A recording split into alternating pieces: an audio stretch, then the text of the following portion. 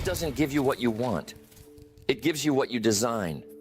And that design always begins with the end in mind. Most people start at the wrong place. They start with what they have, or what's missing, or what somebody else decided for them. So they end up living by reaction, not intention. They go where the wind blows. They spend years climbing ladders, only to find the ladder leaned against the wrong wall. But there's another way, a better way. You can begin at the end. You can start by defining what the finish line looks like, because the finish line shapes the race. If you want to reverse engineer your future, you must first see it in detail. Who do you want to become? Not just what you want to have. That comes later. The first question is about becoming, because when you become more, you can have more and you can do more. So picture it. Who is that person 10 years from now? What kind of character do they have? How do they speak? How do they think? What kind of people do they attract? What kind of peace do they live with? What kind of contribution do they make? Now, once that's clear, add the material picture too. What do you want to own? The home, the business, the investments, the freedom. Be honest with yourself. Clarity isn't arrogance, it's accuracy. You can't hit a target you haven't defined. Then ask how you want to live. Not just the external details, the travel, the income, the calendar, but the internal ones.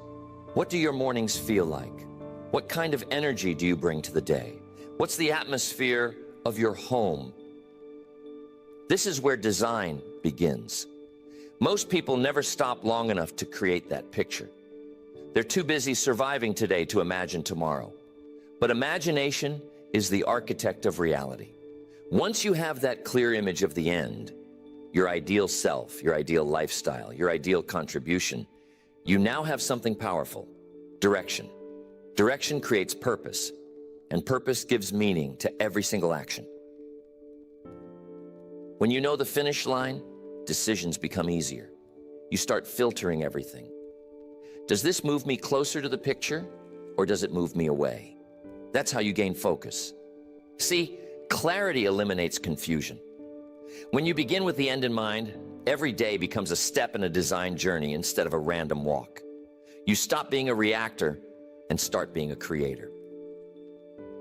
The reason most people drift isn't because they lack ability. It's because they lack vision.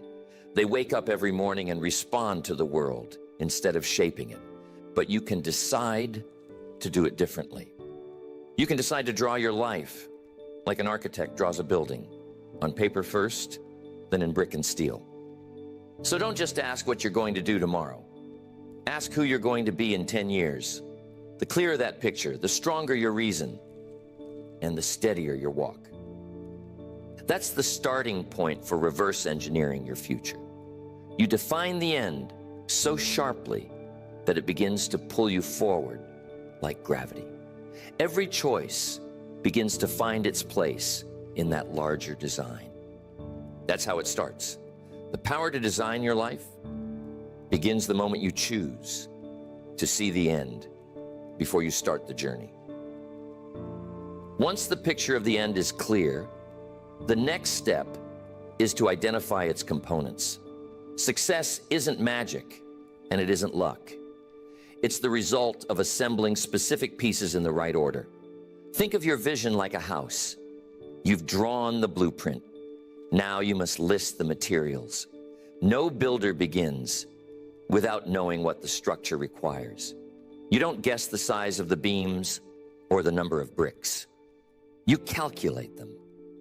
The same rule applies to building your life. Every dream is made up of elements: skills, habits, relationships, and resources. Each one is a building block that supports the design. If one is missing, the structure weakens. Start with skills. Every future requires its own skill set. A successful career, a thriving business, a rich family life. Each demands competence. You can't wish competence into existence. You must build it through study, practice, and repetition. The better you get, the more predictable your results become. Then look at habits. Skills are what you can do. Habits are what you consistently do. 1 hour of discipline can change a day. One daily habit can change a year. A handful of good habits can change a life. But they must be chosen intentionally. You can't afford to let random habits shape a designed future. Now think about relationships. No one builds alone. The people around you will either accelerate your growth or drain your energy. Choose carefully. Spend time with those who challenge you to grow, who believe in principles, who remind you of the standard you've set. Because if you spend your time with those who don't share your design, they'll pull you into theirs. Then there are resources: time, money, energy, attention. These are your tools. Use them wisely. You don't need unlimited resources. You need focused ones.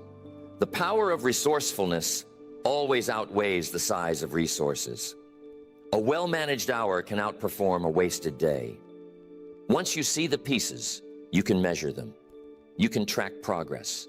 You can adjust what's missing. That's when success becomes predictable. Chaos ends when structure begins. Most people never get this far. They admire the finished product in others, but never study the ingredients. They see the fruit, but ignore the roots. But those who reverse engineer success know that if you can name the parts, you can build the whole. If you want health, identify the components: nutrition, exercise, rest, mindset. If you want wealth, identify them: value creation, saving, investing, stewardship. If you want influence, identify them: communication, consistency, credibility. Every result is built from a combination of causes. When you understand that, you stop calling success a mystery and start treating it like a formula. And formulas can be learned, duplicated, refined. The key is precision. Don't just say, "I want to be successful." Define what kind of success and what it's made of. Vague plans produce vague results. But when you isolate the components, you gain control. You can improve what you can see and measure.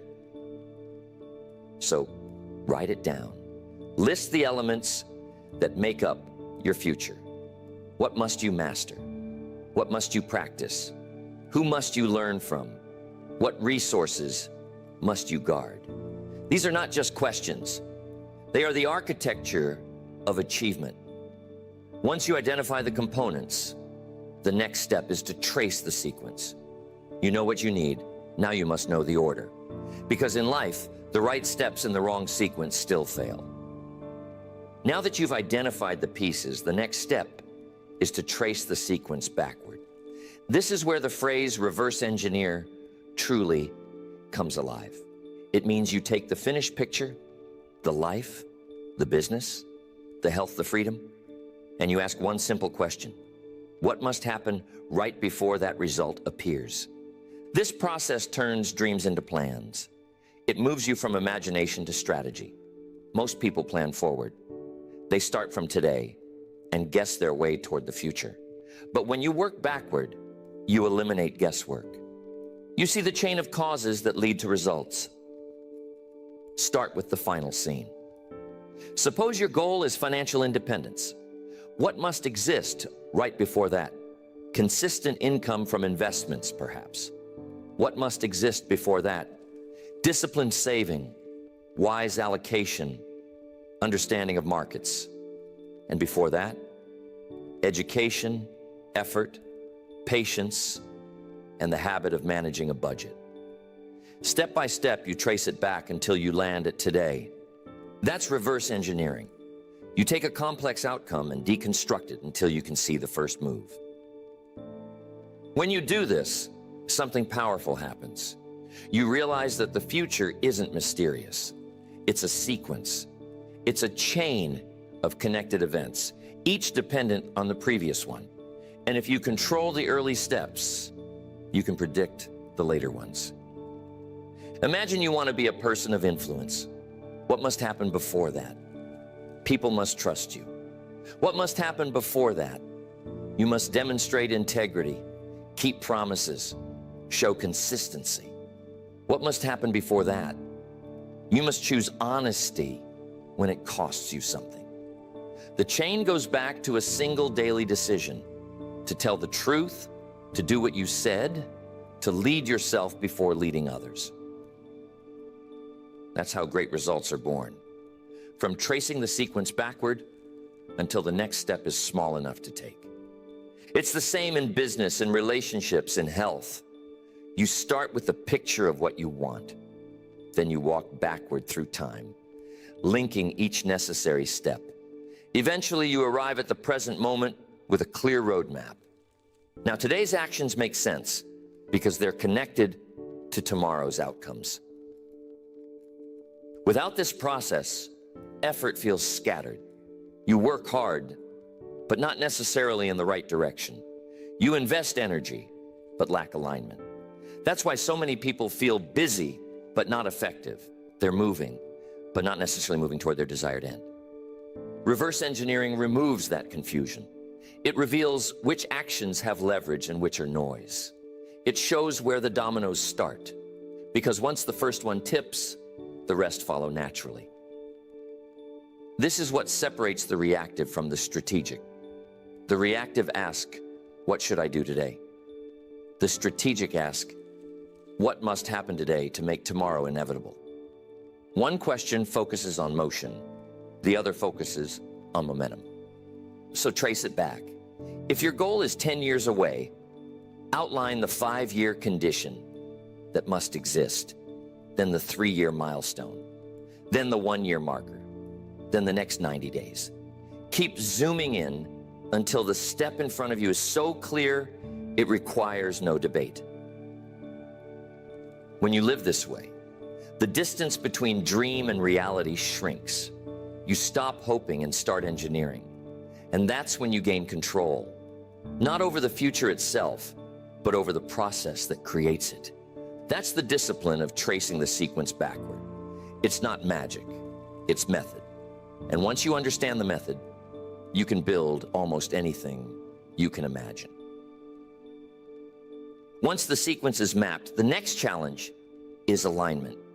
Making sure what you do today serves who you want to be tomorrow. That's the bridge between vision and behavior. See, most people disconnect the two. They dream big on Sunday night and drift small by Monday morning. Their goals live on paper, but their habits live on autopilot. And that's why progress feels slow, because their daily life isn't aligned with their designed future. The truth is simple. Every choice either builds or breaks the bridge between now and your vision. Each decision either confirms the design or contradicts it. You don't drift into the life you want. You drive there, one consistent day at a time. So ask yourself, what does my future self expect of me today? If the person you want to become 10 years from now could look at your calendar, your diet, your language, your spending, would they nod in approval or shake their head in disappointment? Alignment is about integrity between identity and activity. If you want to be a leader, you practice discipline now. If you want financial freedom, you practice stewardship now. If you want peace, you practice patience now. You don't wait to become the person. You practice being them in advance.